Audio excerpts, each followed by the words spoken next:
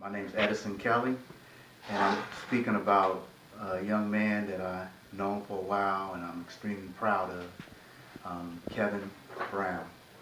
I met this young man probably maybe during his teen years, and the thing I remember most about him is he always had a rough edge about him. There was always a rough edge about him, but it was always a drive in him. I always saw.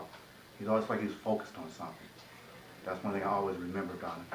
I got to know him a lot through basketball and through the Boys and Girls Club. I remember going on a college tour with him. And during the time of the college tour, I remember just watching how he would go to each school and how he would ask a lot of questions. And whenever we was always doing things, and I always asked him, could you do this with me, whatever, I can always count on him. So I remember him having those attributes about him even as a young man. But he always still had that little rough edge about him. I've never seen, I always used to hear stories about him, a little rough edge, but I've never really seen him. I've always saw him being a focused young man, with a lot of potential. And then as he grew up and became a man, what I've noticed about him too, as he was going through college and as he was coming to the Boys and Girls Club speaking, a lot of things he would say to the young people under him was very inspirational.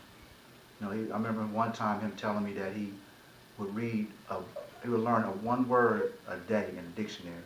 He said every day he would always learn one word a day because he said he wanted to speak. And I have a t-shirt at my house. I actually have a t-shirt at my house right now that I actually looked at last week, and I read, he had a quote on the back of his t-shirt. It was part of his clothing line. And no joke, I actually read this last week. It was a green t-shirt, and I don't remember exactly word for word what it said, but it was very inspirational words that he had behind the t-shirt. And in front was I think it was KJ or something like that. So, if I really was just to go on about this young man, I'd probably go into tears. I mean, this dude here is a solid dude.